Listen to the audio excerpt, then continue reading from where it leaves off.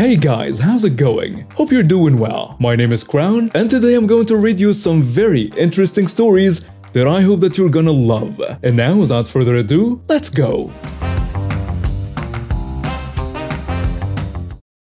I worked in the back office administration piece, not out on the floor. One day, one of the checkout girls called me over and said they were trying to scan a lady out, but one of her items did not have a barcode. I figured maybe it had been stuck somewhere strange, but checked it out and I didn't see anything. In fact, I didn't even recognize the item when I looked to see where I could find a second one to scan. And I knew the store pretty well. It was an absurdly hideous piece of almost homemade looking costume jewelry, not like anything we offered. I thought maybe we had a new supplier I was unaware of, so I looked at the tag and lo and behold, it was a hand-drawn price tag. So definitely not ours. There were a lot of shops in the area, so I figured someone bought it nearby and it slipped out of their bag or they set it down by accident, and this customer assumed we were selling it because of the price tag. I figured whoever left it will be back to look for it soon. It was way overpriced, $80 for the one necklace, so I brought it to customer service and returned to business as usual, counting the minutes to close and regretting my life choices. But as the day marched on, a few more people appeared with similar stuff, some more jewelry mostly. One was a sweater that was actually a sweater we did sell, but with huge garish rhinestones added on that were definitely not an SKU we offered. People kept coming to check out with lots of things we actually sold like makeup mirrors, handbags and shoes, but always unnecessary rhinestones, sequins and beads glued on that definitely didn't come from us or the original manufacturer. So finally the manager just had staff do a sweep of the store and collect anything with rhinestones on it, or anything with a handmade price tag, and put them in the lost and found. Though we wonder how someone's personal belongings would become scattered all throughout the store and didn't think they could have really been accidentally lost. Our working theory was that someone got in a fight with their shopping companion and did it out of spite. Like maybe a couple broke up or a sibling rivalry or something, but we'd resigned ourselves to the fact that we'd never know. Our lost and found was a single basket about the size of a TSA security bin at the airport, and there was so much of this stuff that it overflowed past the top.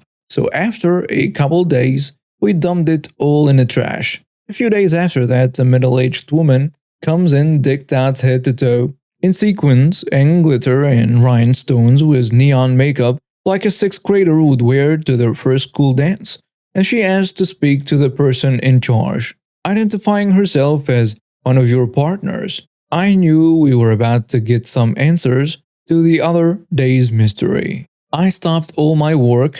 I was ready to hear how and why she ended up leaving half her wardrobe scattered around, and why anyone would voluntarily dress like that after 40.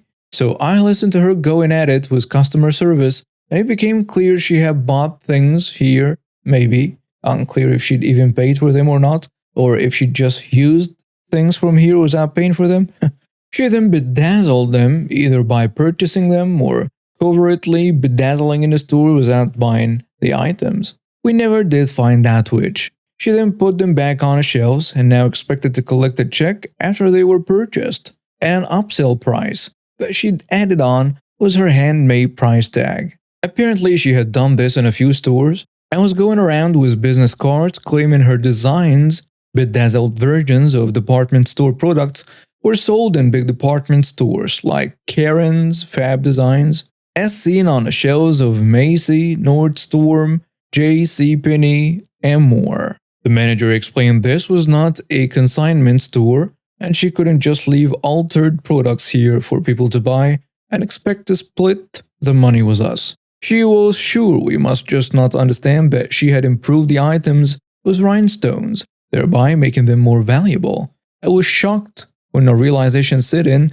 that we understood what she was saying but still didn't want her doing it. She was irate, offended, threatened to break off the partnership that we did not want and did not know we had, and eventually demanded the stuff back. The most senior manager on the floor had come over by this point, not because she'd asked to speak to the person in charge, but because she was causing a scene. And none of us were sure what to do about being on her business card. Plus, everyone, regardless of seniority, was equally curious about the rhinestones mystery. And he explained we'd gotten rid of the stuff. Because, well, she didn't bother to explain this arrangement to any of us. But we aren't a pawn shop where you can hook personal goods.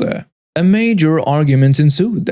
She gave us two choices. Go through the dumpster and salvage the things you threw out, or refund me the adjusted, upcharged cost to the items you threw out.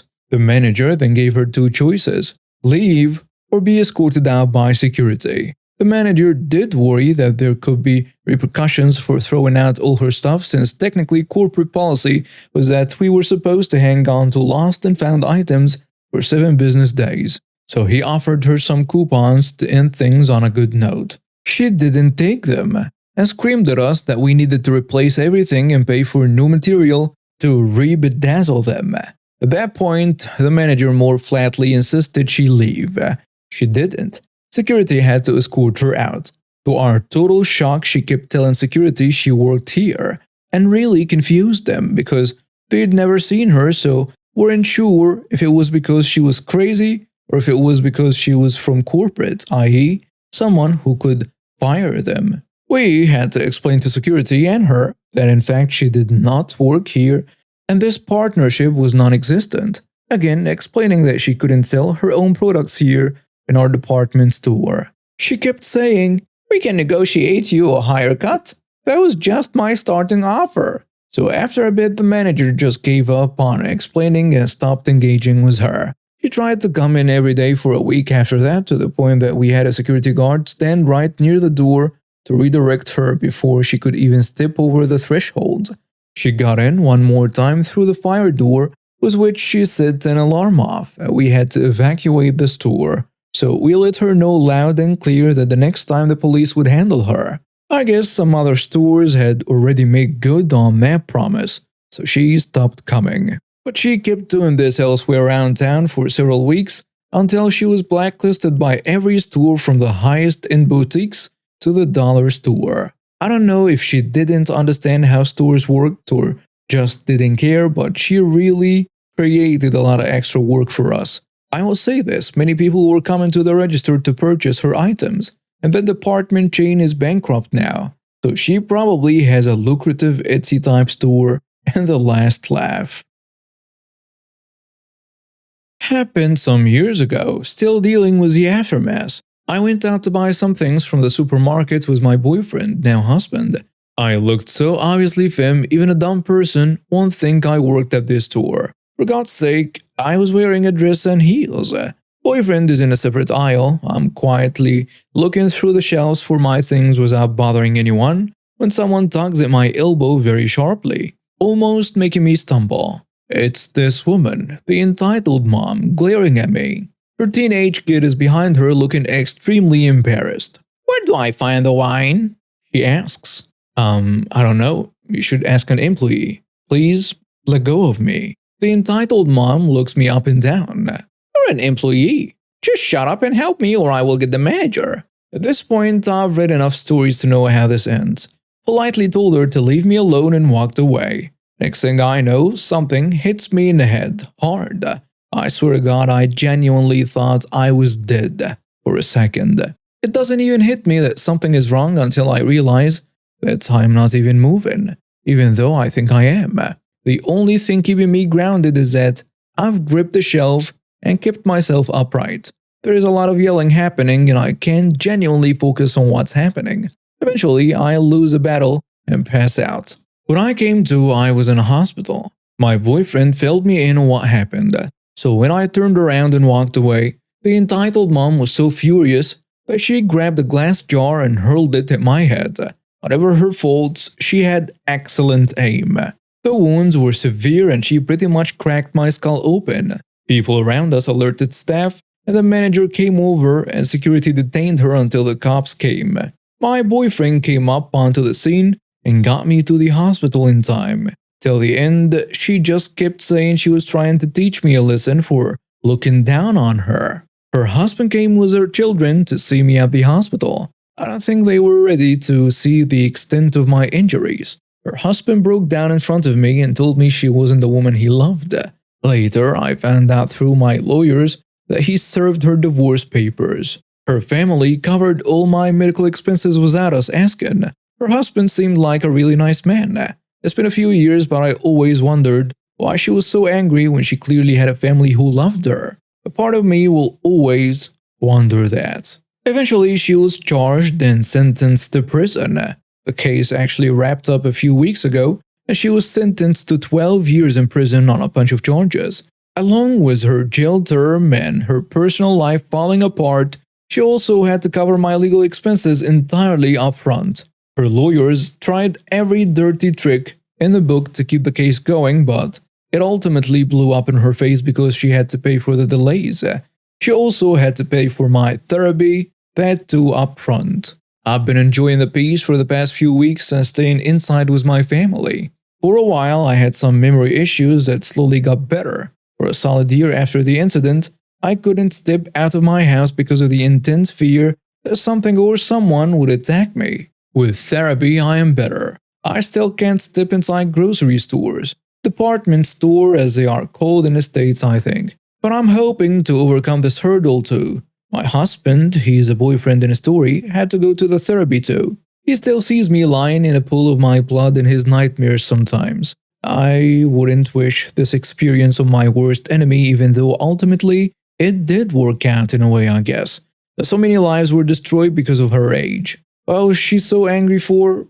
I guess I'll never know. But there are silver linings. I am pregnant with my first, and through the nausea, somehow my little bean is giving me strength to overcome more and more each day.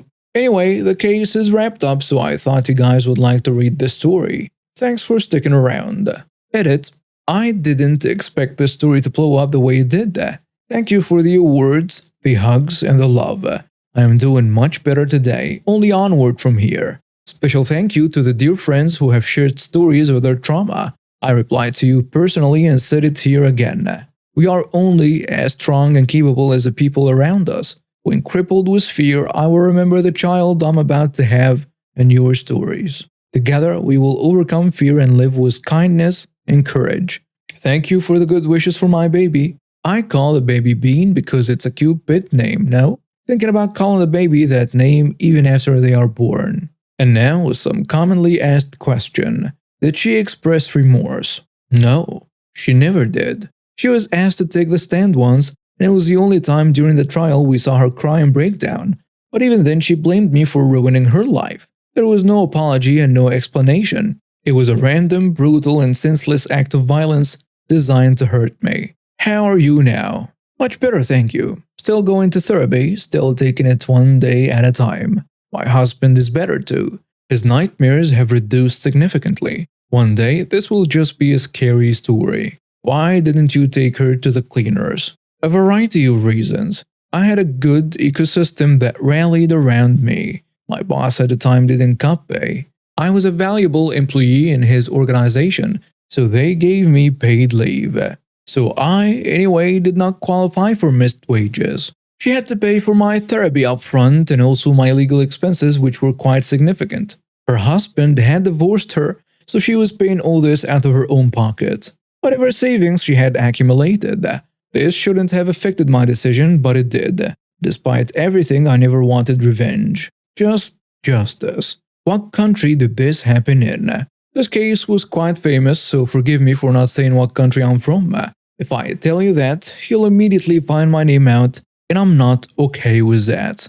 What now? Nothing. The last few years have been insanely crazy. Husband and I are just happy to exist with each other. Each day is a gift that we intend to treat it as such. What happened to her family? I will paraphrase a comment I made to someone. That day her family came to visit me at the hospital was one of the worst memories of my life. I'll never forget that day. We all broke down crying, her children, husband, me and my boyfriend. So many lives were destroyed because of this woman and her rage. At some point her children, a son who looked around 11 and a daughter who looked around 16, came forward and hugged me as we all cried. I remembered being so afraid, but at the same time being unable to move. I literally was paralyzed by fear. I didn't even realize I was crying until the children came forward and embraced me. My boyfriend was already embracing me, crying into my shoulder. Later, we found out they had paid for all the expenses I had incurred in the hospital. We were afraid this was to avoid legal recourse, but it wasn't. I genuinely believe her husband only had good intentions. After that day, I heard they filed for divorce. Her husband never came to court. After that day, we never interacted again. Her children came to court to testify, but it was obvious to everyone watching that this family was broken. The children said she was a good mother to them, but her daughter broke down crying on a stand when my lawyers asked her if she could describe that day from her perspective. It was obvious she was so terrified to see her mother in that light. After their testimonies, they didn't want anything to do with her or her court proceedings. Will you meet them? No, right now I can't. Too many horrible memories. Maybe in some years, I don't know. First, a little background story. Doug works for one of the larger banks here in Canada. For someone without post-secondary education, he's done incredibly well for himself. He's 28 now and has been working with this bank for about 9 years. He started as a teller and worked his way all the way up to just below branch manager, but more customer service oriented. The story starts February 2020, right as COVID was starting to snowball here. Doug had worked in a few different branches over the years and was quite personable. When a former colleague told him about a position in a wealth department, he thought it might be good for a change. It was also work from a small office downtown, which meant he didn't have to go into a branch every day and deal with customers and employees face to face. He decided to apply. With a good recommendation, he got an interview. How this position works is he essentially will be working directly for two big investment banker types. But there was an office manager, we will call her Sarah, who he also reported to as well. This office manager trained him, provided support and so on. During the interview, he was told that the base salary for the new position was $10,000 per year less. But there were monthly bonuses paid out that would bring him well over the salary cap for his previous position. Once he accepted, it didn't really sit well with him since he didn't get that in writing. He got along wonderfully with his investment banker bosses. They loved having someone so personable who also had connections in the branch. The divisions were kept pretty church and state, retail/wealth, so it saved a lot of time having Doug around since he could just message friends from retail to get information without having to go through all the typical hoops. He also knew most of the systems already and got all the courses he needed very quickly. Once COVID got bad, offices were shut down. Everyone had to work from home. Since Doug was new, he kind of got shafted. He was one of the last people to get a laptop. You can't use your own. Had one monitor, regularly got stuck going into the office to mail things. Also, since he was new, he had a lot of questions and needed help regularly. With work from home, that meant Sarah had to put in a lot of effort to answer his questions. She was a miserable woman. She was condescending, took a long time to answer him, or would just say, "Figure it out." It was incredibly frustrating for Doug, especially considering the bonus he was receiving was a fraction of what he was promised. He was making considerably less money and was doing a lot more work. After about a year, February 2021 at this point, Doug was doing very well at his position. The investment bankers regularly praised him. They even got him fancy Christmas gifts. The only downside was Sarah. She was still giving Doug a very hard time and just generally was being rude and condescending. When Doug's 1 year rolled around, Sarah had a meeting with him about some issues a client was having. At the end of the meeting, she said, "Since your contract renewal is coming up, you might want to consider keeping your options open and looking for some other positions in other departments." We both knew this was an empty threat since his actual bosses basically needed him at this point. One of them started having some pretty serious health issues, and Doug was a superstar helping him through it while maintaining his book of business. We knew this was just Sarah trying to make him feel small. Even still, Doug was pretty upset after hearing this. He had been putting in 12-hour days for less money. It was borderline being bullied by Sarah the entire time, so he decided to take her advice. He sent out one application to a different division of the bank. Got a call back the same day. Turns out the lady who runs this division for our province used to work with Doug. She was his branch manager back when he was a teller. With this bank, in order to move to other departments, they touch base with your current boss. They spoke to both of his investment banker bosses, and they were taken by total surprise. They called Doug to see why he was quitting since he was doing so well. They had no idea Sarah had promised him more money in the interview and that he took a pay cut to be there. They had no idea Sarah had been treating him the way she had been since they didn't interact with her often. A day or two later, he had a Zoom meeting with the investment banker bosses and Sarah. They tried to counter-offer him the same salary, $17,000 more per year, and Sarah changed her tone completely. Tried to backpedal on what she said about looking for other positions. Doug politely declined their offer and accepted a new position, partially because he felt taken advantage of since they were so easily able to give him almost a $20,000 pay raise, but also because he didn't feel secure in the position due to Sarah's remarks. His investment banker bosses still call him regularly 4 months later to help with clients. Some of their clients only want to speak with Doug or they need Doug's help with systems he designed to make their lives easier. Now Doug works from home still, makes $17,000 more than he did in the wealth department, and his investment banker bosses pay him a few hundred a week for his freelance work. Oh, and the best of it all is that Sarah took on all of Doug's duties for months while they found his replacement. Doug's investment banker bosses told him their new assistant is someone who worked in the mail room of the office. He took 3 attempts to pass his exams and has no idea what he's doing. Back in the early 2010s, I worked for a tech company. Since I had moved interstate, I was working from home, which gave me some insulation from the office politics, especially between 2 bosses who I were referred to as good boss and bad boss, which was quickly turning the company into a blazing trash fire. One morning, good boss gave me a heads up to say that he had officially resigned, so I wasn't too surprised when bad boss called me a few hours later to tell me that I would no longer be working for the company. Having no wish to work for bad boss, I cheerfully asked him if he wanted me to finish up the rest of the day or knock off work early, and he informed me that I should stop work immediately. I wasn't the only person fired that day, as everyone with any allegiance to Good Boss was marched out the door. Did I mention that Good Boss ran the tech side of things and Bad Boss was sales and marketing? So a few days after I got fired, I got a phone call from the remaining rapidly promoted newbie tech guy, asking me to please help him with a specific problem that I recognized immediately from his description.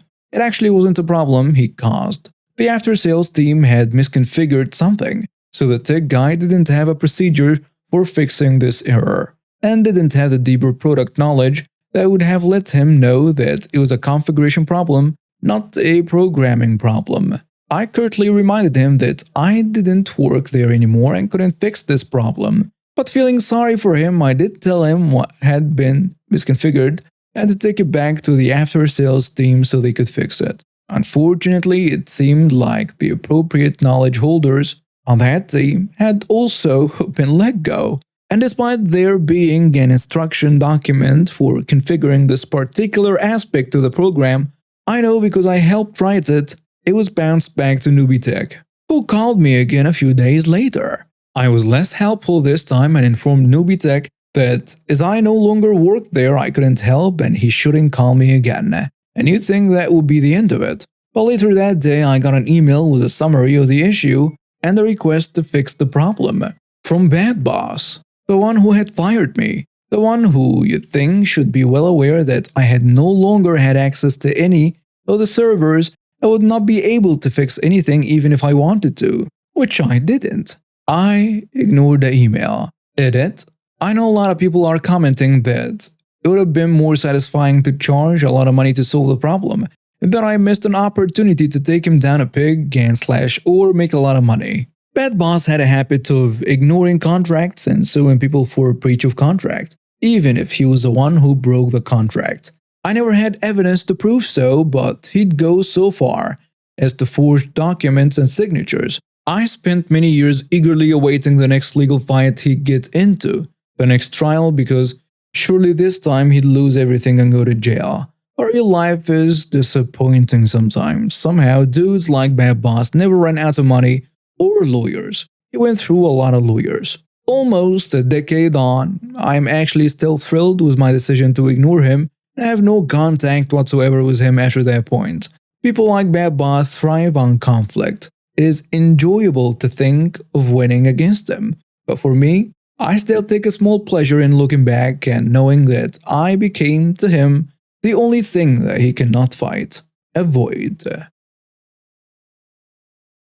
I have two older cousins who are sisters. They have both gone down the path of using drugs. Both have stolen from us before. My mother is someone who has been around addicts before. She tries her hardest to help them get out their addictions. She has done this 3 times now. My father used to be an alcoholic but has been sober for almost 27 years. For the sake of the story, I'll go through quickly about all the things these sisters had done, before the main story I am talking about. Serena will be the oldest sister, Caroline the youngest sister, and the main problem in this story, Alex and Sam the youngest sister's 2 kids. Now Serena and Caroline are sisters and both for a couple of years were pill poppers. But Serena, we didn't know at the time, around 2005, was trying to quit and even start to go into Addicts Anonymous. Basically AA for drug addicts. Serena had lost custody of her own kids from the drugs and theft she did. Her 2 youngest were adopted by a nice Mennonite church family. Her oldest lived with her and Caroline's parents until he was old enough to move out. The Mennonites make another appearance later on. Serena was recovering at the time after losing her kids. She wanted to get clean. But more importantly, she wanted to apologize and make it up to my mother, someone she respects. Serena would come over often and talk to my mother. This was around Christmas time. We have a huge dinner every Christmas and invite relatives over. Serena and Caroline came over. Serena brought a dish to share. We all hung out in the living room, with people going to the bathroom occasionally. Now, our bathroom is right between my room and my parents' room. At the time my mom was dealing with a bad recurring foot injury, she took heavy medications to help with the pain. When it came time for another dose, my mom went to get her medication. Only it was gone. She screamed at everyone, demanding to know who had them.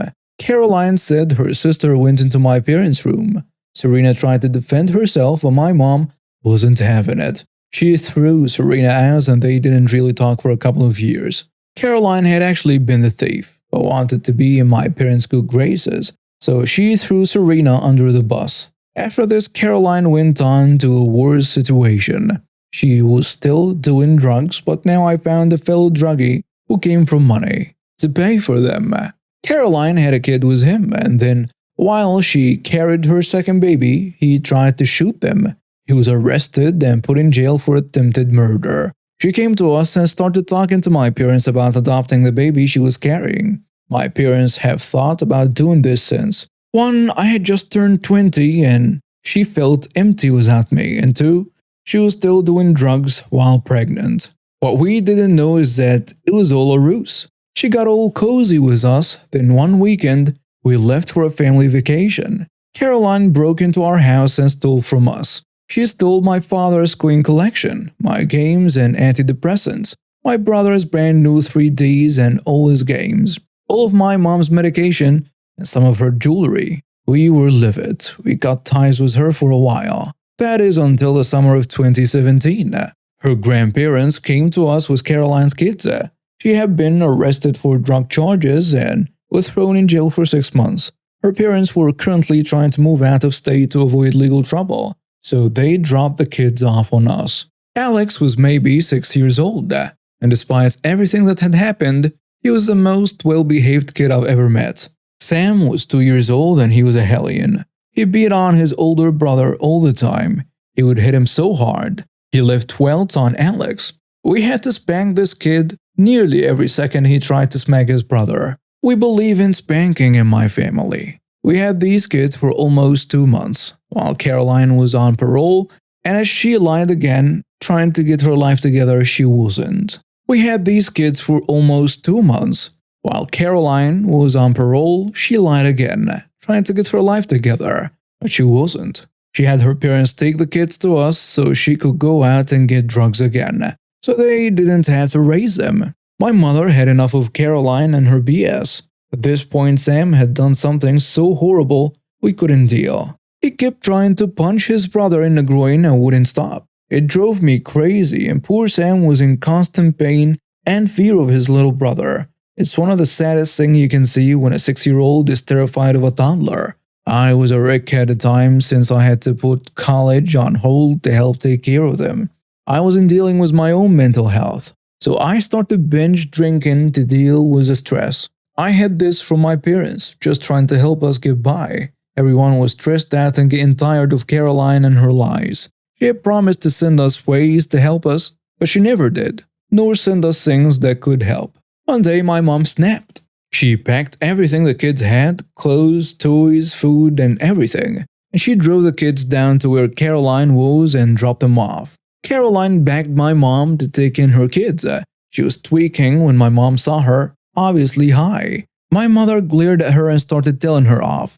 But what a horrible piece of trash she was, leaving her in an apartment with her kids. Right after that, she then notified her parole officer that she was doing drugs and had abandoned these kids on us, without giving any way for us to get legal aid or a way to care for them. Which was all true. Since she wouldn't give us their birth certificates, we couldn't file for federal aid. Nor could we get a copy since she had them as well, as was their other personal information, like social security numbers and such. Her parole officer wasn't happy to hear all this. Now this story does have a happy ending. Alex and Sam were adopted by the same Mennonite family that took Serena kids in years before. They are doing a lot better now and completely understood how we lost our cool. We help them with the boys and bring birthday and Christmas gifts for all of them. They have turned a lot for the better. We had these kids for almost 2 months. We are a low-income family getting by paycheck to paycheck. We couldn't properly take in these kids, and Caroline knew this. Serena, who had been clean for 7 years at the time these events happened, tried her hardest to help us, providing us with anything she could get off her sister. She even mentioned it to the family who later adopted the kids that they could take them in before we reached our end. Caroline was thrown back into jail recently for not going to her parole meeting and also for trying to sell drugs. From what I was told, she's in jail for 3 years now. Serena is back to normal and has a much better life than she ever did before. We still talk whenever we run into her. We hope Caroline does the same, but we really doubt it. Hope you enjoyed it. Edit 1. My parents and Serena have since reconciled. They know she never took the medication, and we get along all fine now. Edit 2. While yes, we believe in spanking, we did not once abuse these boys in any way. The reason is I wasn't as gentle is because Sam always went after his brother's groin, or tried to bite him. He bit so hard he would draw blood on occasion. Alex never fought back or defended himself, so I had to stop it. But I only ever spanked on the butt, and not any other place but the butt and timeouts. Sam's behavior lessened greatly by the time we let the new family take them in, so he wasn't as horrible. Edit 3. We never got any of our items returned, aside from myself and my mom tracking down some of my brother's games at a pawn shop. We didn't call the cops on the matter since she had actually used the key she took to break in. That wouldn't have been seen as a case of theft at all where we lived.